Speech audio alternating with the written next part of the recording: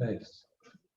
É isso aí, estamos aí com um grande astro do humor, do nordestino, autêntico, o campinense, paraibano de Campina Grande, Gessier Quirino. Primeiro motivo meu de inveja do Gessier. Ô, cara, tanto lugar para nascer, você vai nascer logo na Rainha da Borborema? Como é que você... Que família é essa, Quirino? E como é que você apareceu lá em Campina Grande? Como é que apareceu essa família em Campina Grande? Olha aí, eu sou de Campina Grande, filho de Antônio Quirino de Melo e Maria Pompeia de Araújo Melo. Papai é natural de Brejo de Madre de Deus, onde é Nova Jerusalém, né? Ah, Entendeu? certo. Brejo de Você Madre de aparece com o Deus. Severino Quirino? Não, em Campina Grande tem três vertentes de Quirino. Tem Quirino de Severino Quirino, tem Quirino de Gilberto Quirino, que é o da Vassoura, e eu tenho ainda um parentesco com Braulio Tavares, que Braulio é Quirino também. Não sei se você sabe, o irmão de Braulio é Pedro Quirino. Pedro Quirino. Conheço muito Pedro Quirino. Meu Pronto. amigo, há E, séculos. Grande e Pedro Quirino. Porque a minha amiga Cleusa era Quirino, não é isso? é, Não é isso? Porque o aí, Nilo Tavares e a Cleusa Quirino. então, na casa de Braulio, seu Nilo fez homenagem aos avós e aos avós. Então, tem Braulio e Clotilde, que é Tavares. E tem Pedro e a outra que é Quirino. Então, eu conversando com o Braulio depois, eu disse, Braulio, eu acho que a gente tem algum parentesco, porque papai é de Brejo de Mato de Deus e os Quirino de Brejo de Mato de Deus vêm até Cochichola. E a mãe dele é de Cochichola. Está entendendo? Então, ele disse, certamente os Quirinos da gente estão na área. A baronesa, mãe do Braulio, foi a minha primeira fã, rapaz. Olha aí. E o Nilo Tavares trabalhou comigo no Diário da Borborema. Olha aí. Ficávamos máquinas ao lado, que tem esse orgulho, né? Campina Grande era a paixão da minha vida infantil. Eu nasci em Iraúna, no sertão da Paraíba. Mas ainda criança, o meu sonho era passar férias em Campina Grande. Meu pai tinha um caminhão e tinha um motorista chamado Zé Campino. E quando aí às vezes o motorista trazia alguma carga para Campina Grande, eu vinha junto para passar as férias aqui, passar as férias aí em Campina. E então quando eu chegava ali na Praça do Meio do Mundo hoje, ali começava o asfalto. Você tem quantos anos, Jessé? Eu tenho 67.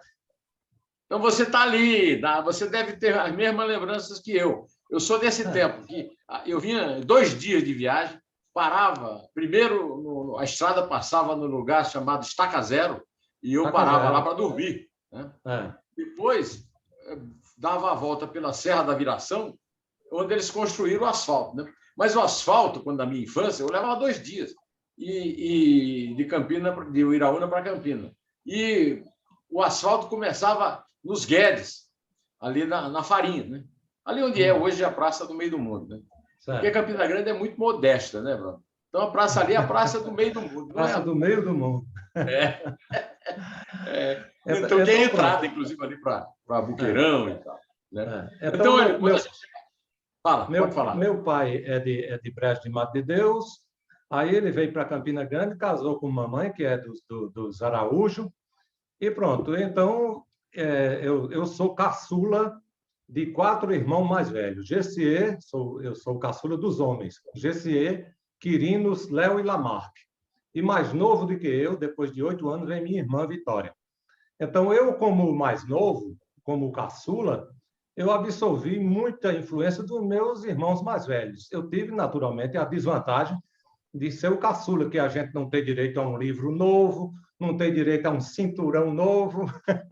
Uma farda nova. A gente só pegava a herança. Né? Sabe como é que se chamava nessa época? Né?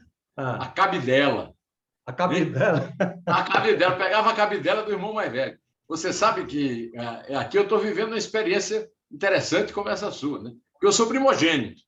Então, eu nasci em 51, tenho 70 anos, completei no dia 18 de maio, né? E tenho 4 filhos. 4 filhos.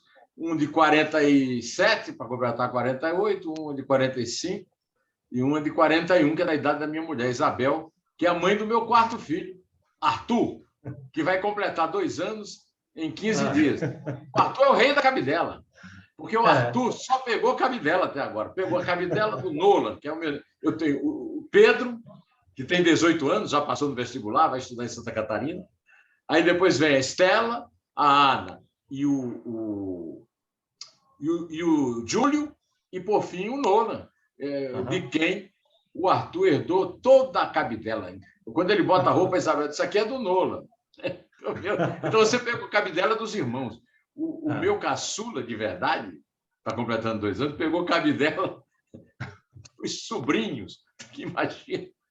Mas então, eles foram para... Teu pai lá de Brejo de Madredeus foi para Campinas fazer o quê, Gessé? Ele foi por conta da seca em Brejo de Madredeus, e ele foi civil exército em Recife, aliás, em Pesqueira, trabalhou em Pesqueira na fábrica da Peixe, na fábrica Peixe, lá de Pesqueira, e veio para Campina Grande trabalhar em Fernando Marques de Almeida. Você sabe que Fernando Marques de Almeida era uma indústria potente lá, né? Na época. E teu pai fazia o quê? Contador. Era contador. Papai era contador. E eu cresci... Não é mais. Ele já não existe mais. Papai faleceu com 96 anos, lúcido, com a caligrafia igual à minha, e um poeta mais circunspecto. Eu herdei dele o lado da poesia, o lado do comportamento, que papai era muito quieto. Eu também sou quieto. Eu sou amoitado, feito carneiro que tomou bicho na capação. Agora, quando eu chego nos palcos, eu vou me adaptando, né? Agora, Neumann, o que mais me influenciou em Campina Grande foi a rádio. Através dos programas de rádio, você sabe que em Campina Grande sempre foi um ponto de convergência de tudo que é brejeiro, caririzeiro, sertanejo, de músicos, de marinês, de Genival Lacerda, de Luiz Gonzaga, Jacques do Pandeiro, Elino Julião, e esse povo tudo passava pela rádio. E tinha o Forró de Zé Lagoa, não sei se você se lembra. Forró de Zé Lagoa, Rosil Cavalcante. Se você não viu, vá ver que coisa boa. Coisa boa. O Forró de Zé Lagoa. Então, ficava... Muito Forró de Zé Lagoa. Forró de Zé Lagoa. Mas se você não viu, vai ver que coisa boa. Em Campina Grande, no Forró de Zé Lagoa, às 8 horas, é do beco sanfoneiro, acende o caminheiro das hordas juvenas.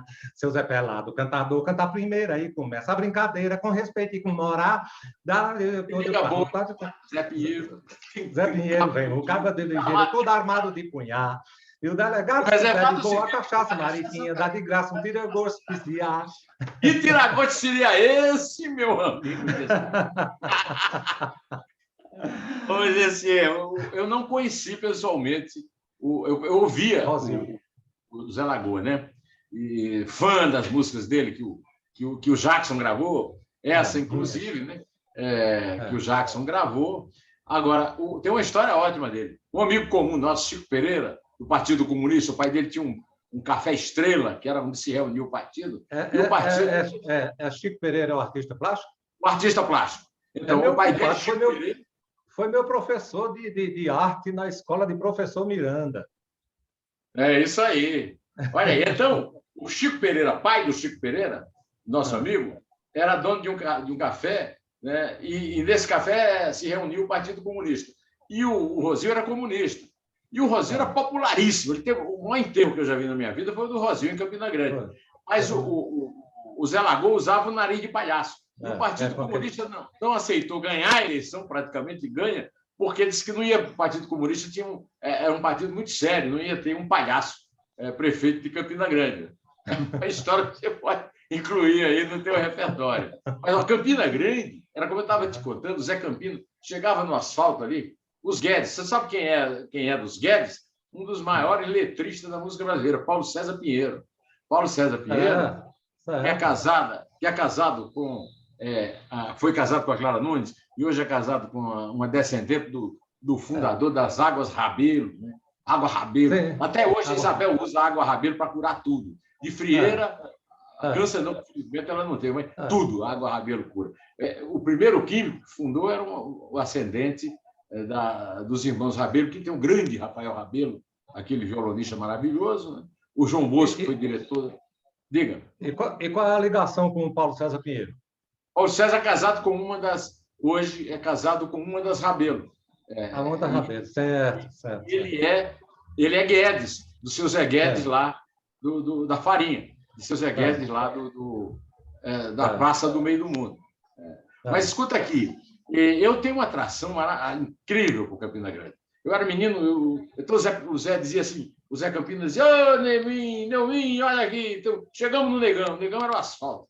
Aí era aquela poeira toda acabava. Né? Depois fizeram lá a primeira reportagem que eu fiz na minha vida foi na inauguração da BR-230 em Patos. O João Agripino foi, Mário Andreasa, que era o ministro, e era uma... e hoje é o asfalto, né, que leva até o sertão. Né? Mas você não precisava ir passar férias em Campinas, né? Não. Você já nasceu lá, quer dizer... Eu já nasci lá, me envolvi com essa coisa da rádio, e eu começava a ouvir muito aqueles programas de humor. Aí o próprio Zé Lagoa era muito presepeiro. Zé Lagoa tinha uns assessores de palco que era Cabo Vaqueiro e o Cabo Boca Mole. Então, o cabo descia aquela escada da Rádio Borborema e pegava uma autoridade lá embaixo e trazia preso. Aí ele fazia, quando chegava lá em cima, jogava no palco. Aí você prendia um cabo safado. Aí quando ele olhava, papai, você prendeu o doutor Raimundo Asfora. Aí pronto, aí dava um abraço a Raimundo Asfora. Então, para você ver, em 1900 e nos anos 70, eles já tinham esse formato com esse programa dele, que era muito divertido.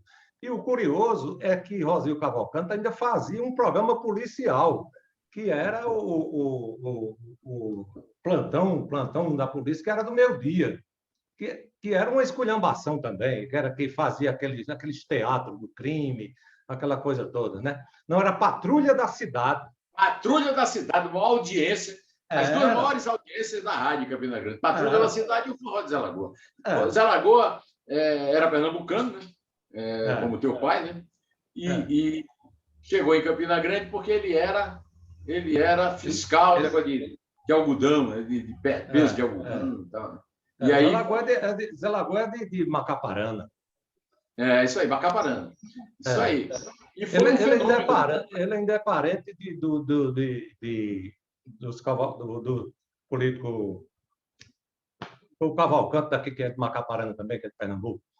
Enfim, e com essa influência do Zé Lagoa, inclusive, eu fiz até uma anotação aqui para te falar.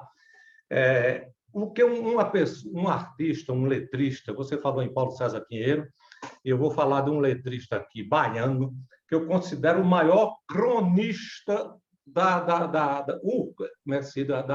urbanidade na música brasileira, cronista do cotidiano. Se eu disser o nome, você não sabe quem é. Chama-se Valdec Arthur de Macedo. Valdec Arthur de Macedo, ele é nada mais, nada menos de que Gordurinha. O velho Gordurinha. Então, Gordurinha não tem nada nem de Valdec, nem de Arthur, nem de Macedo e nem de Gordurinha. Porque Gordurinha é um cabo alto, taquariço, magro. Um varapau esquálido. Um varapau da Bahia. E ele fez uma música que é interpretada por Jacques do Pandeiro, que eu acho simplesmente fantástica, porque ele aborda o nordestino que ia, na época, para a capital federal, Rio de Janeiro, como você chegou primeiro no Rio, né? O nordestino vai para o Rio de Janeiro e depois vai para São Paulo procurar trabalho e depois retorna para o Rio. Aí ele conta essa história e bota no meio da história o jornal, o papel do jornal como a proteção dele. E ele diz assim: eu fui para São Paulo procurar trabalho, mas não me dei com frio. Tive que voltar outra vez para o Rio, porque aqui no Distrito Federal o calor é de lascar, mas vejo o meu azar. Comprei o Jornal do Brasil, emprego tinha mais de 1000, mas eu não arrumei um só. Telegrafei para a vovó, que tem uma bodega em Recife, Pernambuco. Eu disse para ela que eu tô quase maluco e que não tenho nem onde morar. O que é que há? Tô dormindo ao relento, valei-me Nossa Senhora. O meu travesseiro é o diário da noite e o resto do corpo fica na última hora. O meu travesseiro é o diário da noite e o resto do corpo fica na última hora. Aí ele diz, mas se eu voltar para o Nordeste, a família minha arrasa, principalmente o povo lá de casa, que vai perguntar por que é que eu fui me embora. Aí ele diz, por isso eu vou ficando, dormindo aqui na porta do municipal, com 4.000 réis eu compro um enxoval, diário da noite, a última hora, é o diário da noite e a última hora, é o diário da noite e a última hora. Olha, o Gordurinha, se eu não me engano, posso estar enganado, aí você me corrige, é autor de uma das músicas que mais um xará. Sabe quem é xará dele? O meu caçula, Arthur. Arthur é xará de Arthur Rimbaud e de Arthur Antunes Coimbra, o Zico, meu ídolo do Flamengo. E agora, desculpa, quando você diz Valdete Arthur, né? E o Arthur é louco por uma música que eu canto para ele, né? Que eu acho que é do Gordurinha. Caranguejo só, olha o coco, Guaiamum, puder comprar eu vendo, cada corda de 10 eu dou mais um. Eu dou mais um, eu dou mais um. Cada corda de 10 eu dou mais um. Mas você falou na rádio, eu era pré-adolescente, ia comprar pão na padaria das Neves. E meu pai tinha uns táxis ali na frente da Flórida. E eu ia para lá, os taxistas estavam reunidos, inclusive meu pai tinha uns 2 ou 3 táxis, e ficávamos ouvindo um programa que tinha na rádio Cariri, que era associada com uma Borborema, tocava, por exemplo, Rosa, de Pixinguinha, com Orlando Silva. E essas são as minhas lembranças de rádio em Campina Grande. É claro, por exemplo, eu me apresentei lá no programa chamado Clube Papai Noel. Eu também. Eu me apresentei, não. Você era afinado. Você já era afinado. Eu ia assistir, eu nunca cantei, não. Meu irmão já cantou. E Heraldo César trabalhava com papai em Afonso Agra. Papai era contador de Afonso Agra, que era um revendedor de pneus. Heraldo César que apresentava o Clube Papai Noel. Heraldo César era quem fazia. Alô, tá tudo azul, azul da cor do céu. Vamos ver os garotos do Clube Papai Noel. E eu fui um, mas eu sou tão afinado, que eu fiz uma letra que o Jereba musicou e o Jereba perdeu a fita. E eu tinha a fita. Só que eu fui procurar a fita, não achei, mas eu disse para o Jereba, eu me lembro da música. Cantei para o Jereba. O Jereba disse, não, essa música não é, a música não é essa, não, porque não tem harmonia. Tão desafinado eu sou, que eu não soube cantar nem... Aí ele teve que fazer outra melodia. E essa história, o Jereba conta como o grande exemplo de um verdadeiro desafinado.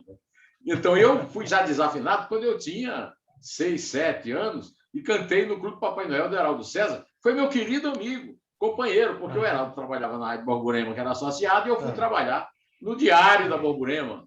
No Diário da Borborema, eu conheci o primeiro grande repórter da minha vida, Manuel Alexandrino Leite. Era um cabo lá do Piancó, que ele ia para o interior, colher notícias, era um gênio da reportagem. Mas era analfabeto. Quem escrevia as histórias dele era eu. Eu comecei no jornalismo escrevendo as histórias de um grande repórter político analfabeto. Essa você não tem no seu repertório. Ele morava... Sabe onde tem ali o Grupo Guarani? Em frente à Catedral? Que desce para a Feira da Fruta? Ele morava naquela rua, Manuel Alexandrino Leite. Grande saudade do grande repórter. Trabalhava comigo um amigo teu, Orlando Tejo. Orlando Tejo, meu grande compadre. Chamado William Tejo. Meu grande compadre. Inclusive, eu fiz para Orlando Tejo um poema para ele. Diz aí. Orlando Tejo, ele prefaciou o meu livro Agruras da Lata d'Água. Ele fez um prefácio. Ele escreve bem para cacete. No livro seguinte, eu fiz um poema para ele que chama Poema Abilolado. Eu digo: abilolaste as ancas das fêmeas do rebolado, abilolaste as bilolas, este membro afimosado. O psique dos poetas abilolaste ao quadrado. A quadradura do círculo tem me deixado cismado. Cavalo tem cu redondo e seu posteio é quadrado. Abilolaste o azucrino deste povo azucrinado. Com 10 pelés de garrincha, abilolaste o driblado. Perus fazendo rodeio, é aquele rodopiado. 4 glu-glus por um grito. Eu pito, pito e repito. Negócio de abilolado. Despilotaste o juízo do pulos bestas dos sapos, do xeracu dos cachorros, dos papos bestas dos papos. Canções, cadê as canções? O nhenhenhê tá fedendo, aquele som agudando, feito um pinico enchendo. Os cantos melodiosos estão cantando gaguejado, martelador de ouvido, este som abilolado. Para encurtar a história, bichos com jeitos bichais, gileteando a barbicha de orangotangos gagais. As matas estão sem rola, eu denunciá-la, vou-la nas locas dos tribunais, na maluquice dos versos e orlandizando os tejais, te enforcaremos na bala, mas este aqui que vos fala jamais abilolarás. Muito bonito, Orlando está se regozijando. Ó, eu escrevi até esse livro, não sei se você tem, se não tiver eu vou te mandar. Esse livro com desenhos do Francisco Petit é um livro sobre 2 paixões minhas, Barcelona e Campina Grande, né? Barcelona, Borborema, né? Então são 15 poemas de Barcelona, um poema de transição e 15 poemas de Campina Grande. Eu vou te dizer não chega nem aos pés desse teu do Orlando, mas vou ler aqui para você. Ontem foi amanhã e já será hoje, quando eu caminhar para trás, no rumo do que deixei e do que me largou. O brilho da lembrança de uma imagem qualquer, a saudade de certo instante, casas, ruas e ladeiras escapam com o tempo que as cobre de pó. Cada dia repete o anterior, de forma diferente. Irrepetível, toda hora repete outras horas. Do berço ao túmulo, apenas o rio interminável e o banho em suas águas mesmas, conquanto mutantes. A memória não tinha a cidade construída. Encerra a cidade mítica e afunda novamente. Pedra sobre pedra. Sonho sobre sonho. Aí do lado um poema, um desenho lindo de Francisco Petit. Mas voltamos a Campina Grande. E aí, como é que foi? Mas voltando para Chico Pereira, você sabe que Chico Pereira foi quem ilustrou aquele primeiro livro de Orlando Tejo, né? É o Zé Limeira, o poeta do absurdo? O Zé Limeira, aquelas ilustrações é de Chico Pereira. Aí, aquele livro é um manifesto contra a poesia de vanguarda e tal, né? E que poesia concreta. Um grande sucesso por causa do Zé Limeira, que não tinha nada a ver com aquilo, né? Na verdade, o Tejo, o Otacílio Batista dizia que o livro era quase todo dele, mas tinha muita coisa do Tejo. E o Heleno Firmino, você conheceu o Heleno Firmino? Heleno Firmino, que era um poeta popular lá de Campina Grande, dizia que a parte fecenina era toda dele, só fazia poema pornográfico. Pois então, mas aí, como é que foi Campina? Primeiro você falou da rádio. Você sabe que eu comecei em rádio. Meu primeiro emprego foi, eu dirigia um programa, eu era presidente do Cineclube Glauber Rocha, que era rival do Cineclube de Campina Grande, do Braulio. Então, eu tinha que escrever no Diário da Borborema um artigo sobre o filme que nós escolhíamos nas quartas-feiras para o Cinema de Arte no Cine Capitólio. E aí o Aldo Porto, que era um bancário do Banco do Brasil, mudou de cidade, foi transferido, e aí nos presenteou com um programa que ele tinha na Rádio Caturité, do Bispo, chamado Sétima Arte. Mas tinha e um ali, também que era falando de cinema, né? Era com eu Humberto de estou Campos. falando de cinema, era do Humberto de Campos, É. da Rádio Balburema. Ah, Humberto de Campos, Borborema. o Certo. goleiro do 13 no futebol de É. salão e grande comentarista esportivo da Rádio Balburema e da Rádio Caturité. E o Eu de vocês era o comecei Sétima a Arte, trabalhar né? com esse programa de cinema na rádio. Então, É. eu sou de origem radialista e minha paixão é o rádio. A tua continua sendo rádio? Você ainda ouve rádio hoje? Escuto, gosto muito de escutar a AM. A AM, para mim, ela é mais autêntica, sabe? Eu tenho uns programas que eu vou escolhendo, e agora com essa coisa de internet, a gente vai se dispersando um pouco mais. Mas eu queria falar a respeito de uma coisa curiosa que eu vi muito na infância, e que eu fiz pequenas descobertas muito depois. Tem uma música de Jorge Veiga, que foi gravada nos anos 60, 64, 65, que era Bigorrilho. Você está lembrado, né? Lá em casa Muito. tinha um bigorrilho, O Rio bigorrilho fazia fazia mingau. Bigorrilho foi quem me ensinou a tirar o cavaco do pau. Trepantonho, siri tá no pau, eu também sei tirar o cavaco do pau. Trepantonho, siri tá no pau, eu também sei tirar o cavaco do pau. Bom, eu cantava muito isso, porque eu sempre usei essa habilidade que eu tenho para cantar um pouco, contar uma história, memorizar um poema, e com isso eu me defendia da hostilidade de sala de aula, porque eu trabalhava durante o dia e estudava à noite. A faixa etária era muito desigual. Aí eu tinha uma tendência de eu cair no bullying. E aqueles grandões que fumavam, que dirigiam, que tinham revólver, que tinham tudo, bebia muito, e eu estava numa faixa etária bem inferior. Mas com essas coisas de eu teatralizar em sala de aula, eu consegui o respeito deles. Eles faziam, a gente vai contar uma história aqui, não sei o que. Aí eu comecei a explorar esse viés por aí. o talento.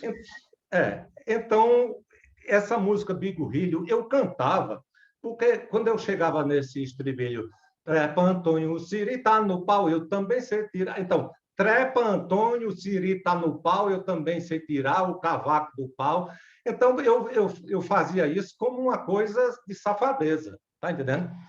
E outra que eu nunca soube na vida o que danado é bigorrilho. Bigorrilho, e quando eu fui já pesquisando outros poetas, outros livros, tendo acesso, e a curiosidade da pesquisa, eu fui atrás da palavra bigorrilho. Não encontrei nada. Depois, um dicionário fez referência que bigorrilho era uma expressão de origem africana relativa a um trabalhador caseiro, ou seja, é um homem que trabalha numa casa Empregado doméstico. empregado doméstico, né? Que faz limpeza, limpa o chão e essa coisa toda. Mas eu achei, quando eu dizia bigorrilho e jogava para a música, não tinha nada a ver. Lá em casa tinha um bigorrilho fazia mingau, bigorrilho foi quem me ensinou a tirar o cavaco do pau, trepa Antônio, o Siri está no pau, eu também sei tirar o cavaco do pau. E eu digo, e onde é que está o trabalhador caseiro? Não achei explicação. E agora, recentemente, eu já pesquisando na internet, que tem tudo no mundo, aí descobri uma que me convenceu e eu estou satisfeito com essa definição. Bigorrilho nada mais é do que um passarinho que nós conhecemos aqui no sertão por bigode. Aquele bigode que você conhece lá de Iraúna. O bigorrilho é o mesmo bigode. Um ornitologista carioca, se não me engano, ele descobre isso, aí faz referência que o que a música conta é nada mais, nada menos de que o cenário de um quintal de uma casa, onde tem uma árvore e um passarinho bigorrilho. Aí lá em casa tinha um bigorrilho. Bigorrilho fazia mingau, porque o bigorrilho ele vai fazer o ninho, aí pega aquelas barbas da árvore e molha no barro para fazer o ninho. Bigorrilho fazia mingau. Bigorrilho foi quem me ensinou a tirar o cavaco do pau. O cavaco são as ramas da árvore. Aí trepa Antônio, o Siri está no pau, eu também sei tirar o cavaco do pau. Perfeito. Então, está explicado o que é a palavra bigorrilha. Perfeito. Eu já ia procurar aqui o dicionário do Fred Navarro. Você conhece o dicionário do Fred Navarro? Conheço, Então, conheço. para ver o que Não, tem mas não tem, bigorrilha. não. Não tem, não. Vou Não. cobrar dele. Vou dizer, ó, eu veja o tenho GC 11 dicionários aqui de expressões populares, mas essa palavra bigorrilha, a única que me convenceu foi essa do passarinho. Muito boa, muito boa. O que é GCA? De onde tua mãe, teu pai, sei lá, tirou o GCA? Papai me explicou que, na época, eu nasci em 1954 e ele escutava muito novela no rádio, na Rádio Nacional.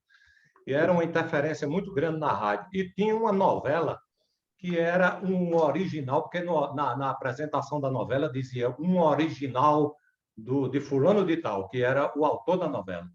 E o autor era Ressier, com R. Ressier. E a interferência, papai entendia GCE. Então, a novela, eu nasci num período em que a novela estava terminando. Então, estava um falatório muito grande e papai resolveu botar meu nome GCE Quirino. Mas, quando terminou de fato, que vieram as reportagens escritas, papai disse que tinha um R na iniciativa, na inicial do nome de lá, e era Recife. Olha aqui, falando em novela... E Neumann, vem de onde? Neumann é o seguinte, a minha mãe frequentava a biblioteca do padre Anacleto, que era o vigário de Iraúna, e na casa paroquial, e lá tinha a vida de santos e tinha um grande orador, né, o John Henry Newman, que era um anglicano que virou católico, que virou santo recentemente. Recebi até um telegrama de um amigo de Roma, no dia que o Papa, se eu não me engano, João Paulo II o canonizou. Só que o meu pai foi botar o nome Newman, nem a mulher do cartório, nem ele. Minha mãe em casa não tinha como ajudá-lo, não tinha telefone lá em Iraúna, né? Então, eles criaram esse nome, Neumann. Mas eu queria saber, voltando aí à novela, minha mãe era fã de uma novela chamada O Direito de Nascer. E Albertinho Monte. Mamãe Dolores. Mamãe Dolores. Tal. Aí eu tinha um amigo, a novela foi adaptada e foi posta no ar.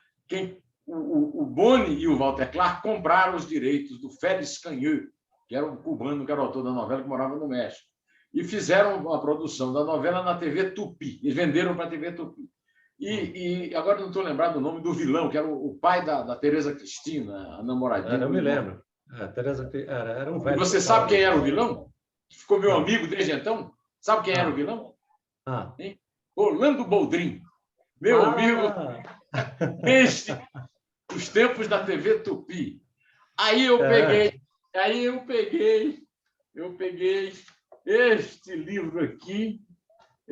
este livro aqui, que você me mandou agora.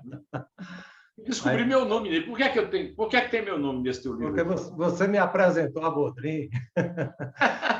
Eu devo a minha compadragem com o Boldrin hoje, graças a Neumann Pinto, que pegou do nada, entregou um livro na mão dele e ele conheceu o GCE Quirino. A história você conta. Você estava num café e o Boldrin num café e você é tímido. Não deixou um CD para ele, ele ouviu, mas disse que coisa sensacional.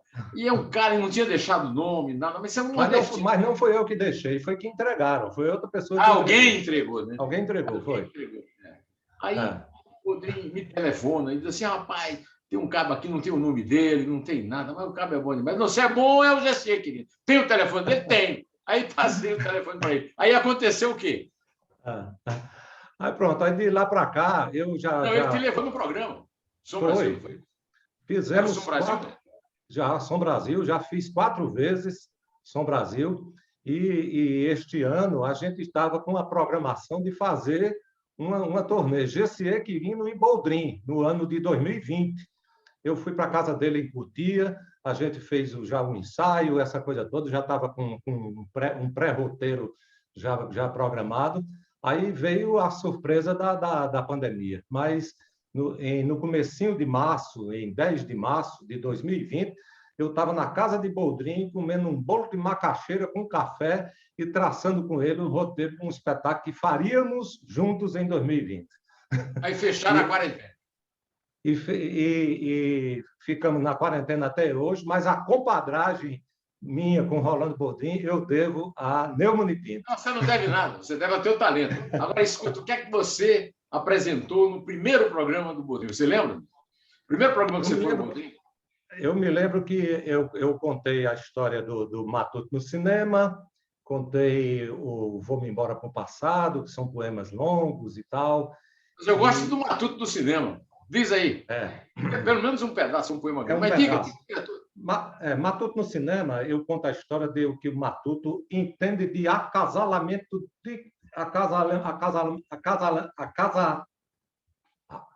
acasalamento de muriçoca à atracação de navio. Digo, Matuto entende de tudo. Aí tem a história do Matuto, que sai do sertão e vem para a capital assistir um filme estrangeiro legendado. Ele assiste o filme todinho. Quando ele volta para o sertão, aí ele vai contar o filme aos amigos. Aí ele diz, mas, rapaz, eu fui lá na capital, rapaz. Eu assisti um filme altamente internacional. Pense num filme internacional e tem uma coisa, filme mafioso. Filme mafioso. Tinha dois artistas, o artista que sofria e o artista que salvava. Meu compadre, o artista que sofria, pense no caba corajoso, cachorro da moléstia. O caba não tinha medo de nada. Amarraram ele com a mão para trás. E tem uma coisa, amarraram ele com Imbira. E Imbira dos Estados Unidos não tem quem se sorte. Amarraram ele com Imbira, sentaram ele à força numa cadeira. Aí chegou o bandido. O bandido perigoso que só buchada azeda, invocado que só um fiscal de gafieira, sério que só um porco mijando. O bandido tinha o dedo da grossura de um cabo de foimão, rapaz. O artista amarrado, o bandido botou o dedo na cara dele e disse, não sei que lá, não sei que lá, não sei que lá, não sei que lá. Disse ao artista, rapaz, o artista amarrado? Tu tá pensando que o artista teve medo? Não tem medo, não. Olhou para o bandido e disse, não sei que lá, não sei que lá, não sei que lá, o quê, meu irmão? Mas, rapaz, esse bandido cresceu, feito um cururu no sal, meteu o dedo na cara dele e disse, não sei que lá, não sei que lá, não sei que lá, seu fela da puta. O artista tranquilo, estava tranquilo, continuou, amarradinho com Imbira, aí disse, sei que lá, não sei que lá, não sei que lá, um caralho. Mas, rapaz, esse bandido pegou um ar. Pense numa pegada de ar. Ele pegou um ar tão mordido do poico, puxou uma chibata feita de virola de pneu de caminhão, mais comprida do que uma língua de manicure, deu-lhe uma chibatada no portureia do bandido, que ficou escrito do pé da orelha ao portureia, Firestone. Eu sei que nessa hora, no meio dos bandidos, tinha um do time da gente, rapaz, do time do artista.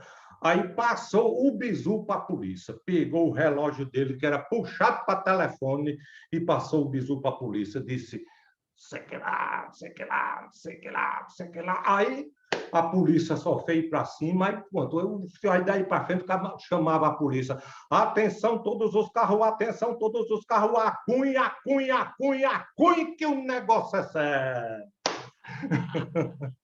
É isso aí, escuta, aí... Tu conhecesse João de Carminha? Conheci. Pessoalmente? Na Feira de Campina Grande. É mesmo? João de Carminha cunhou uma frase que eu considero genial. Nunca matei ninguém, quem mata é Deus, eu só mandava bala. E até se eu vi essa frase usada por um desses pistoleiros aí, de milícia. Mas o João de Carminha é um personagem desse meu livro, Barcelona Borborema, uma figuração, um grande pistoleiro, né? Frequentava a Unidade Moreninha. Você frequentou a Unidade Moreninha? Unidade Moreninha. Você não tem idade para frequentar. Eu não frequentava, eu era menino. Mas eu já pego através da música também.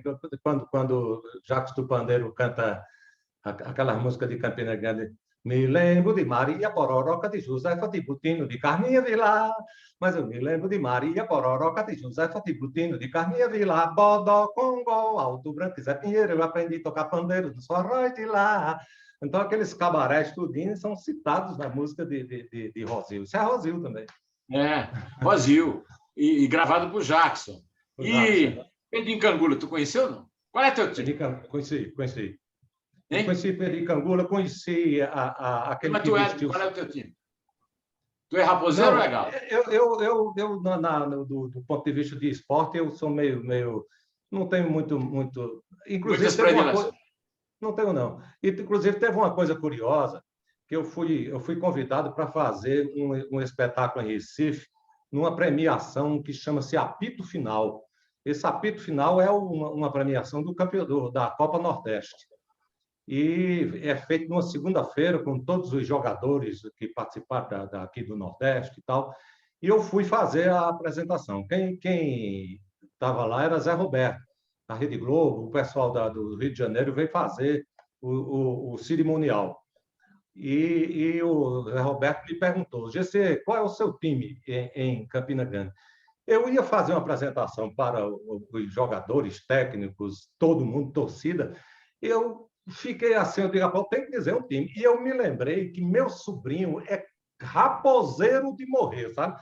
Vive com camisa da Raposa. Aí eu disse, eu sou raposeiro, sou campinense. Aí pronto, aí ele me perguntou e eu só fiz responder e acabou.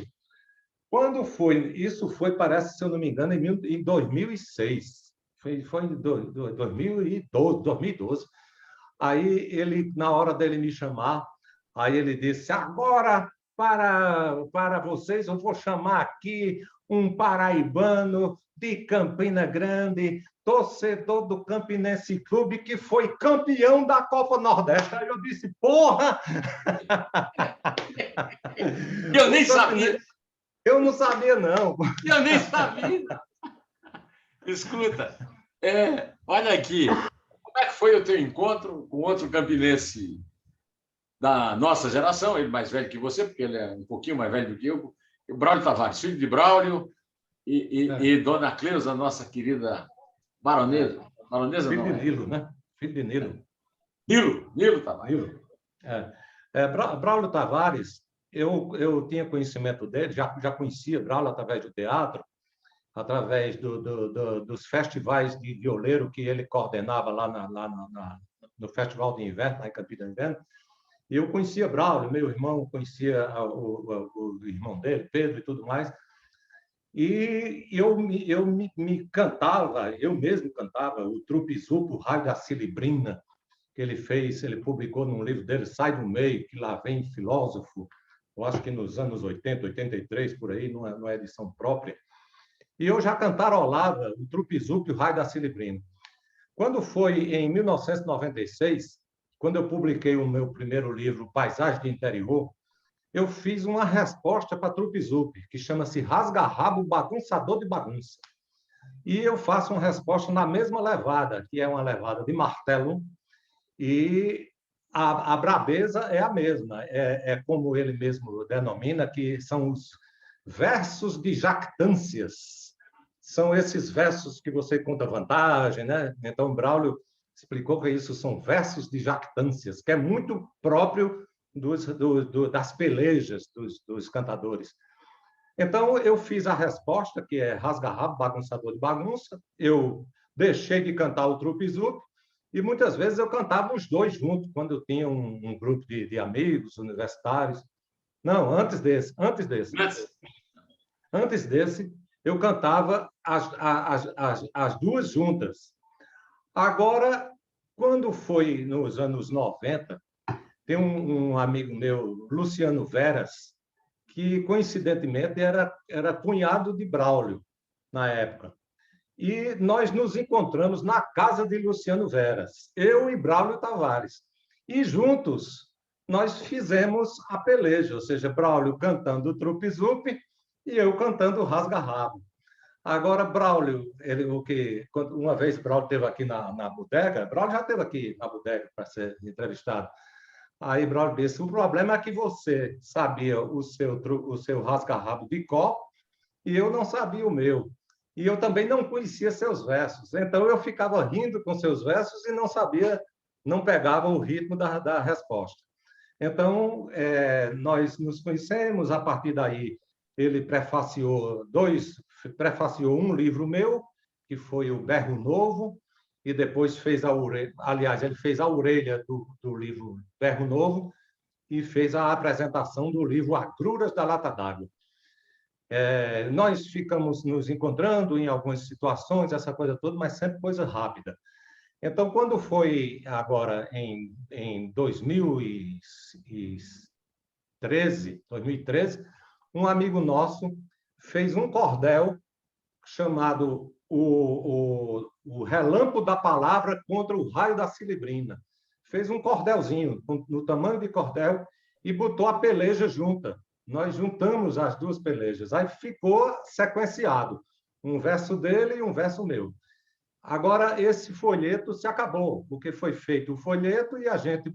Não foi esse ainda. Ainda? Não, ainda não. Foi feito um folheto. Folheto de cordel. É um folheto de cordel chamado O Relâmpago da Palavra contra o Raio da Cilibrina. Aí, esse folheto, a gente ficou com alguns deles e acabou-se novamente. Aí eu liguei para Braulio, eu disse, Braulio, nós não temos mais o folheto, mas nós temos a nossa peleja. Então, vamos fazer um livro da peleja.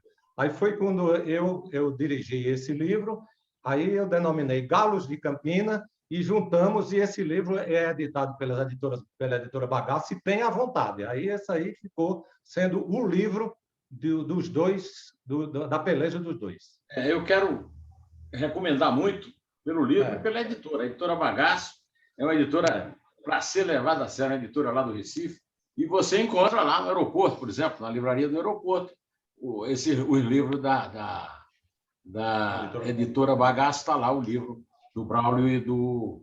Esse aqui é o Braulio, esse aqui é o Braulio, e esse aqui é o GC. Né? Ó, tá vendo aqui? Essa xilogravura é do Ciro de Iraúna, o maior artista da minha cidade. Ciro de Iraúna. Ele fez a capa do livro recente que eu participei, que é o livro do Mar, um livro que não sei se você teve acesso, é um livro que foi feito pelo Senai, pela FIEP, de Boega Gadelha, comemorando os 70 anos da FIEP. É um livro belíssimo, um livro de arte, e a capa foi feita por Ciro.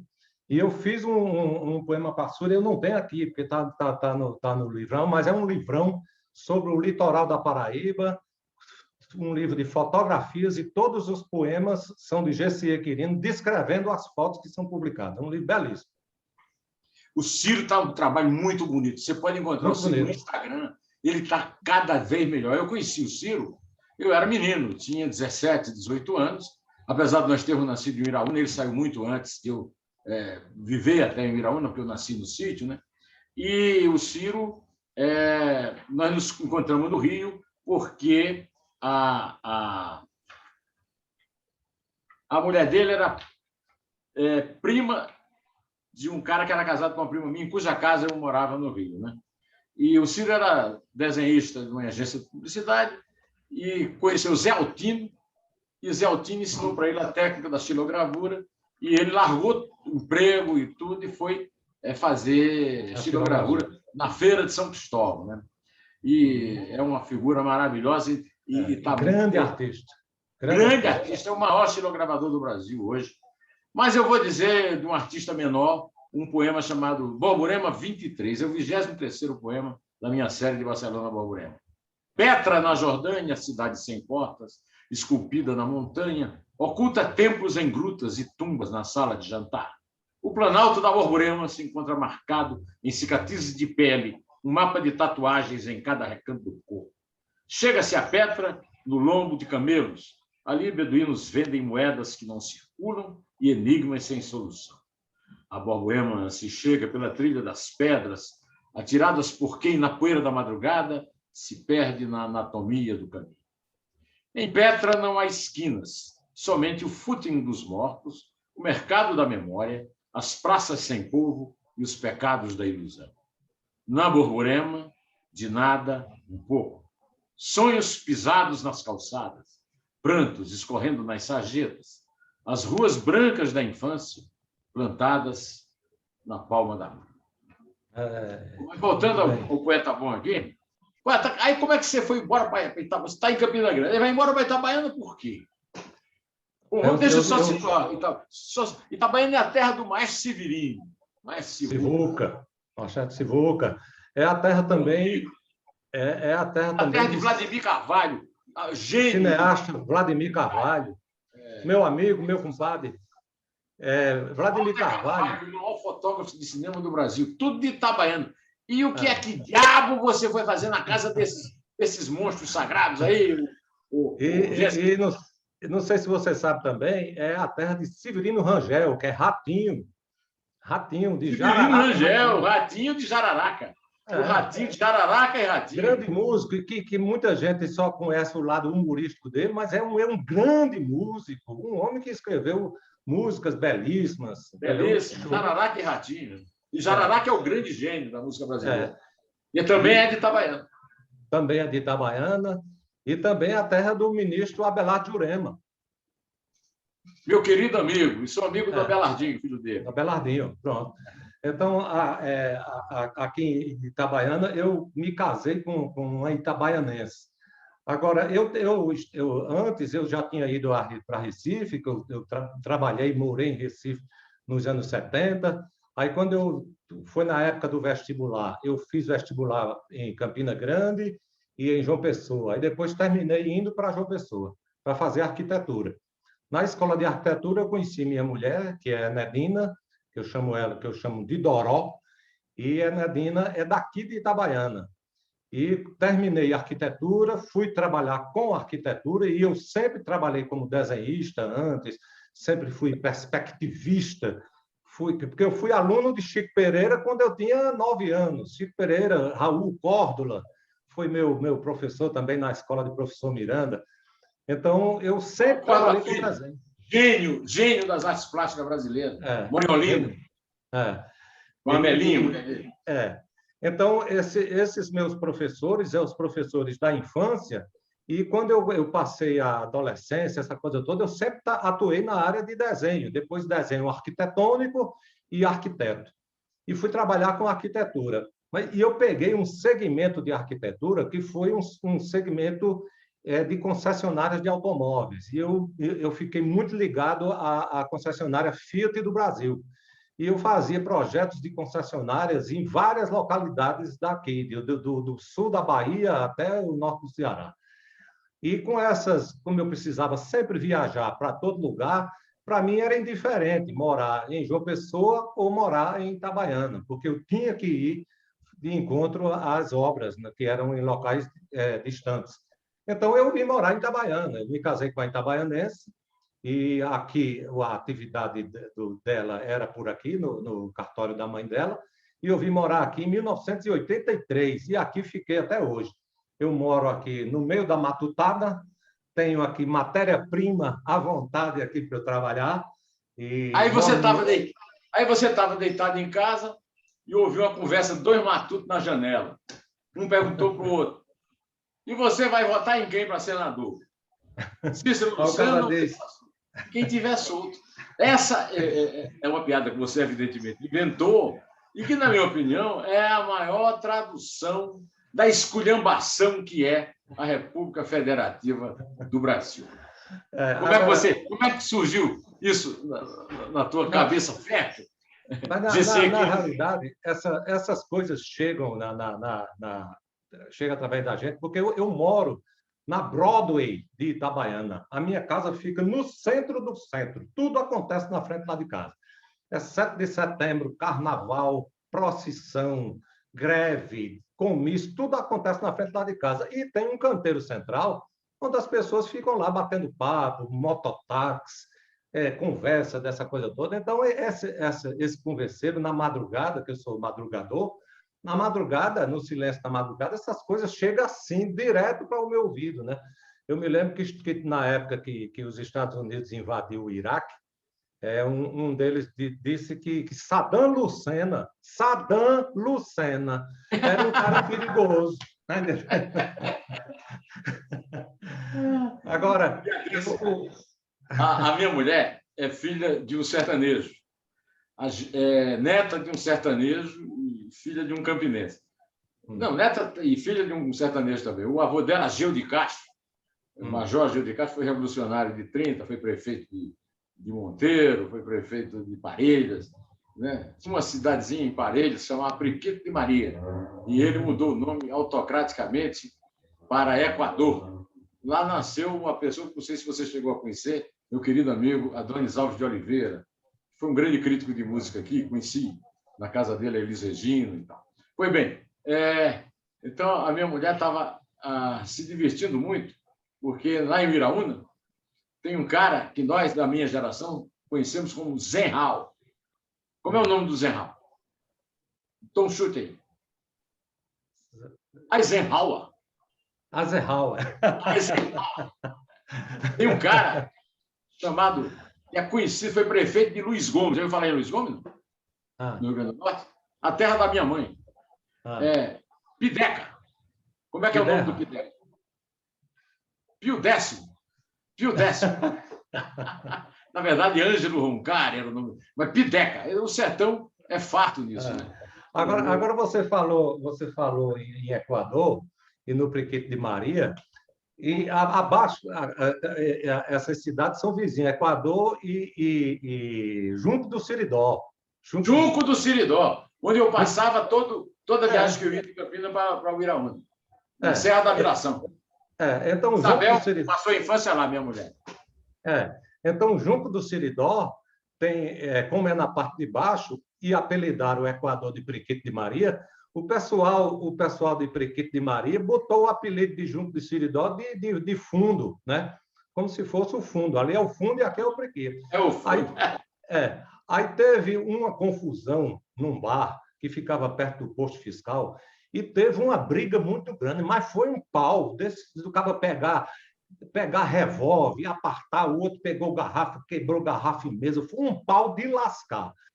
E abriram um processo. Foi preciso chamar bispo de um lugar, políticos de outro, para não haver uma briga mais intensa. Abriram um processo e Dona Maria foi lá depor. Aí Dona Maria, o juiz perguntou a ela, que ela era dona do bar. Aí perguntaram a ela, Dona Maria, a senhora pode descrever como foi que se deu essa confusão lá no bar? Aí Dona Maria disse, olhe, doutor juiz, eu vou dizer uma coisa ao senhor. Eu sou uma mulher sertaneja, religiosa, católica, humana. Nasci aqui no Priquito, criei meus filhos aqui no Priquito, eduquei todo mundo aqui no Priquito, todo de cabelo branco no Priquito e nunca vi um pau desse tamanho. Olha, essa história do Priquito de Maria tem uma coisa engraçada. O Adonis nasceu no Priquito de Maria, mas foi registrado em Santa Luzia, na Paraíba, perto do Junco do Siridó. E aí o Adonis morreu na missa de sétimo dia. O filho dele fez um discurso a respeito do pai, e aí disse, olha, o meu pai morreu sem que a gente soubesse o mistério da vida dele, que era o seguinte, por que ele nasceu no Rio Grande do Norte e foi registrado na Paraíba? Aí eu disse para Isabel, Isabel foi criada lá no Junco, né? No meio, entre o Priquito de Maria e Santa Luzia. Né? Aí eu disse, me deu vontade de pedir uma parte lá no discurso fúnebre, para dizer, não, é porque o lugar não se chamava Equador. Ele nasceu no Equador, mas o avô da Isabel botou o nome do Equador. O lugar se chamava Priquito de Maria, e ninguém registrava os filhos com esse nome. E iam, então, registrar em Santa Luzia, que é o nome de uma santa. Né? Mas tem uma muito boa também do dono do posto de gasolina em Junco, que tomou um porre federal, né? Aí acordou do porre, virou para a mulher e disse assim, Lourdes, pelo amor de Deus, me diz, Lourdes, morri ou não morri? Eu parava lá para tomar café, na verdade, era um inhame com manteiga, e pão com manteiga e tal, nesse posto de gasolina. Essa história é uma história contada por Xandim Tabajara, meu sogro, pai da Isabel, que então, de Patos, nasceu em Patos. Lá em Santa Luzia, eu tenho grandes amigos em Santa Luzia, eu tenho o Beranja, que é amigo meu hoje, tem o maestro Chiquito, O Maestro Chiquito, ele é um dos contadores de história que me manda história toda semana, essa coisa toda. E tem a doutor Berônio. Doutor Berônio é irmão de Berange e são lá de Santa Luzia. Então, são grandes amigos meus. E eu tenho um carinho muito grande pelo povo de Santa Luzia, porque ali é para nós que trafegamos daqui para o sertão, a gente tem Santa Luzia como um referencial importante. Agora, eu queria lhe contar uma história que aconteceu comigo em Cajazeiras. Eu fui... Peraí. Cajazeiro, Padre Rolim.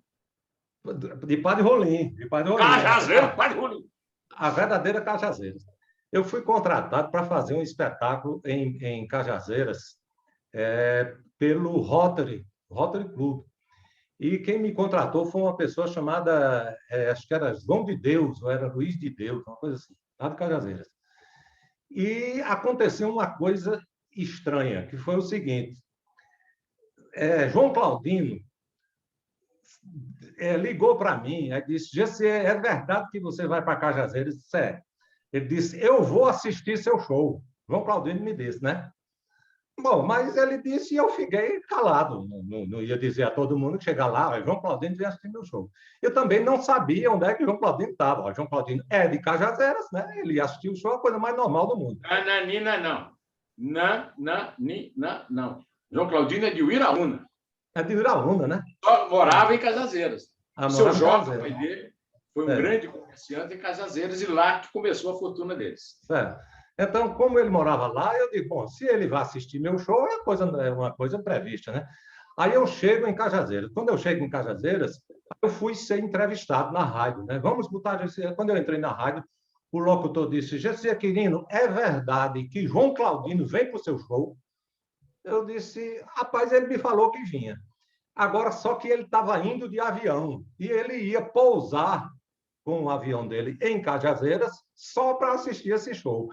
Aí o cara me perguntou isso na rádio, aí eu disse não sei o quê. Quando foi depois, eu desci para outra rádio. Quando cheguei na outra rádio, ninguém queria saber quem era Gessi Quirino nem nada. A única coisa que ele fazia: Gessi Quirino, você vem fazer um show aqui em Cajazeiras, agora me diga uma coisa: é verdade que João Claudino vem de Teresina assistir seu show? Eu disse: olha, estão dizendo que ele vem. Aí pronto, aí ficou a manhã todinha essa pergunta sobre se João Claudino vem assistir o show. Quando foi 4 horas da tarde, o avião de João Claudino pousou em Cajazeiras. Aí eu estava numa rádio comunitária, que era uma casinha bem pequenininha, lá na frente, só uma casinha, um birô e um microfone assim na frente. Aí o locutor olhou para mim e fez: tomamos conhecimento que João Claudino acaba de chegar em Cajazeiras. Então, Gessi Quirino e merda não estava, sabe? Ninguém sabia quem que era Gessi Quirino. Foi a primeira vez na história que a plateia era mais importante do que o palco. Não, eu vou lhe contar outra. Aí, quando foi de 8 horas da noite, aí eu fui para o Cajazeiras Tênis Clube, não é isso? Né? Cajazeiras, né? Cajazeiras Tênis Clube. Cajazeiras Tênis Clube. Aí eu fui para o Cajazeiras Tênis Clube, era 8 horas. Aí João Claudino chegou. Quando João Claudino chegou, aí veio todo mundo, veio Zé Cavalcante, veio aqueles políticos, Zé Cavalcante da Ford, né? Aí vieram aqueles políticos todos, aqueles políticos da vizinhança, lá de Graúna, de todo canto de Souza, e ficou todo mundo no ambiente que separaram lá para a gente, que tinha muita coisa para comer, essa coisa toda, tinha bebida, e só que o público não chegava. O público começou a demorar, aí deu 8 horas, 8 e pouco, aí chegou a organizadora lá do evento, que era do Rotary, aí disse: Gessi, olha, você nos desculpe, vai demorar um pouquinho, é porque o show vai atrasar um pouco, porque hoje é o último capítulo de Laços de Família. Aí, quando terminou Laços de Família, o Tênis Clube de Cajazeira lotou, ficou lotado. Aí você disse: Mas eu já estava me dando por satisfeito, porque João Claudino já havia chegado e já estava... O público já era o João. O público já era o João que estava lá, né? Escuta, os maus costumes da política me atormentam. Eu sou comentarista político. Não dá mais para aguentar você falando de política. E você? Como é que você está sobrevivendo no meio desse tumulto político no Brasil? E ele traz muito assunto para você. Você não tem mais show, você não tem mais como fazer. Faz live, como é que você faz? Como é que você vive? Não tenho feito. Eu fiz 2 lives e em primeiro lugar, eu não gosto da palavra live. E o pior, não consegui uma outra palavra que substitua. Não encontrei nenhuma, sabe? Ao vivo, um show ao vivo, sei lá, mas eu não gosto da palavra live e não encontrei nenhuma para substituir. E fui fazer uma live e para o nosso formato é muito ruim, porque nós trabalhamos com humor e o tempo do humor é muito quebrado. E a relação, né, com a plateia, né? O riso da plateia. Olha a resposta, né? Agora, aqui na bodega, Zé Lezinho veio para cá e nós fizemos um bate-papo aqui com o Zé Lezinho, que foi uma live transmitida ao vivo, mas foi muito bom, porque aí ficou eu e Zé Lezinho, cada um curtindo as histórias do outro, né? Agora, quando você fez a pergunta sobre o Zé Lezinho é de Campinas, né? Zé Lezinho é de João Pessoa.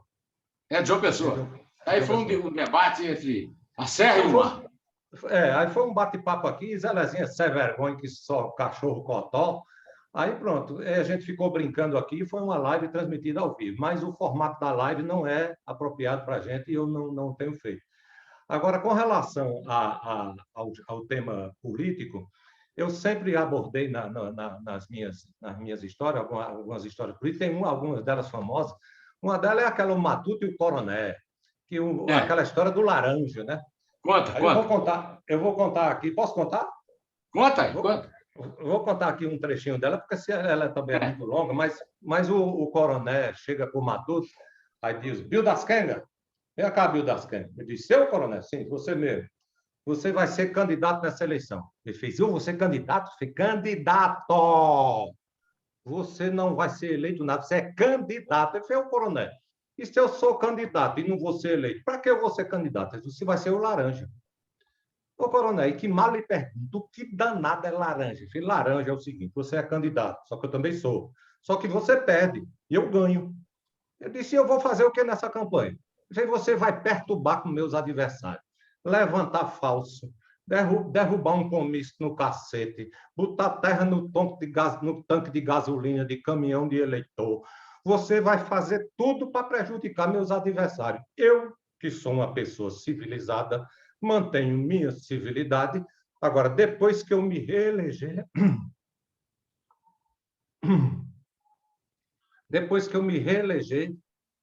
eu lhe dou proteção política.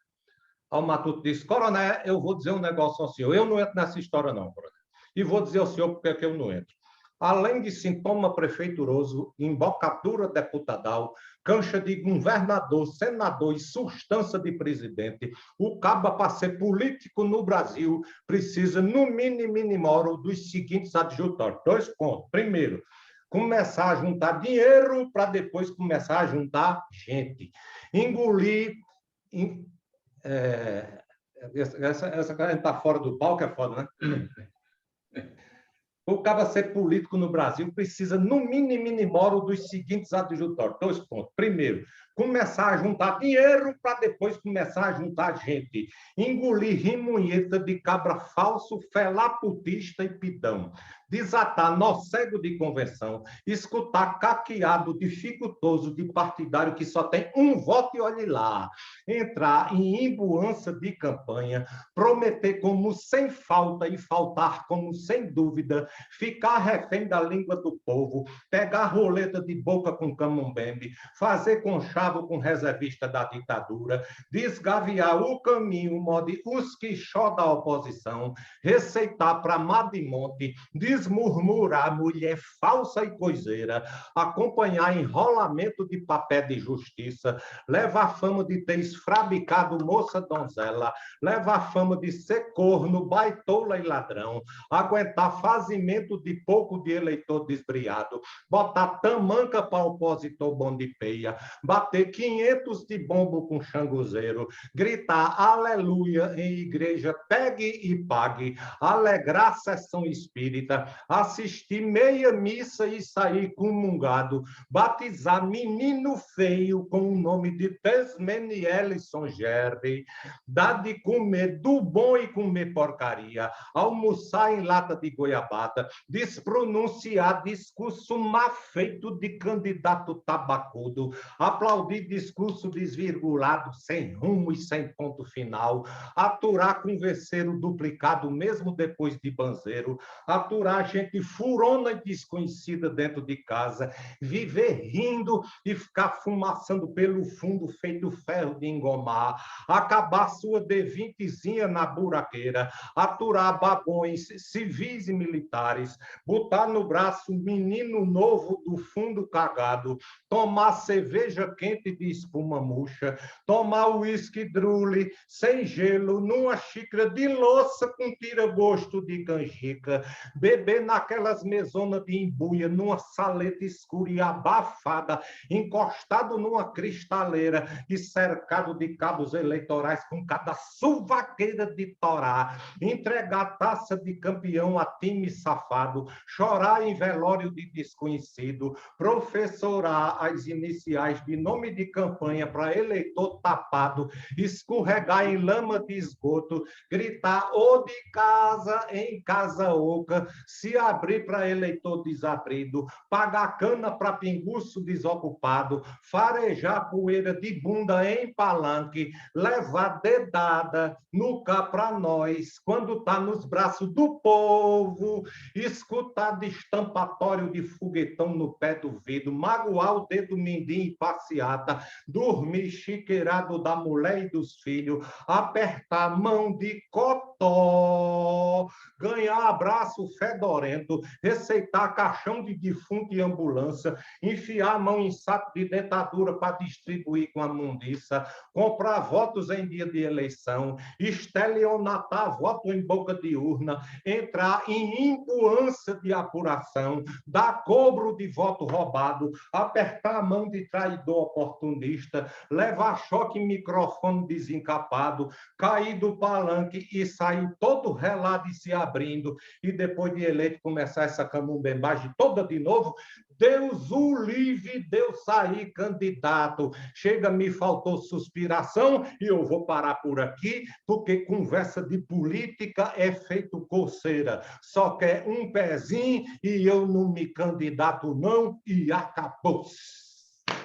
E acabou! Esse querido, foi uma maravilha. Muito obrigado, você é um gênio. Viva Itabaiana. Agora, só para terminar, me escuta aí, como é que você não vive bêbado dessa bodega, rapaz? Cachaça de graça? Essa bodega são coisas que me dão de presente a partir do poema Vou-me embora para o passado e do poema Papel de Bodega. As pessoas me dão de presente e eu digo, grandes sucessos na internet. Olha, eu agradeço muito ter te reencontrado, ter tido esse momento maravilhoso do nosso encontro e distribuí-lo aí pelos meus 327 mil inscritos. Tá bom. E o nosso canal, Papel de Bodega, entra no canal e vai conhecer esse universo aqui com os nossos convidados. É isso aí, Jessy. Tchau, querido. Grande abraço, meu.